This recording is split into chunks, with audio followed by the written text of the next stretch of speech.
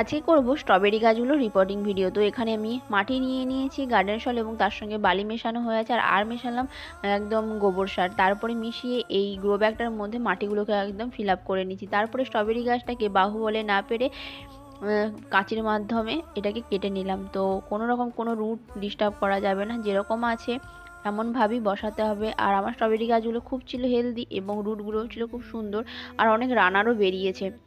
তো 3টে স্ট্রবেরি গাছ একটা গ্রো ব্যাগের মধ্যে বসিয়ে দিলাম, যেহেতু গ্রো ব্যাগটা অনেকটা বড় ছিল।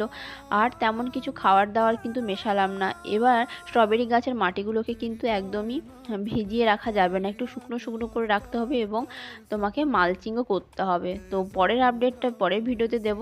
তারপরে সমস্ত গাছগুলো বসিয়ে নিয়ে একটু জল দিয়ে দিলাম ভালো করে, একদম ফুল সানলাইটে, এবং গাছগুলোকে রাখতে হবে। আর রানারগুলো থেকে প্রচুর চারা গাছ কিন্তু তৈরি করা যায়, তো সেটাও লক্ষ্য রাখতে হবে। আজকে তবে আসি, বাই।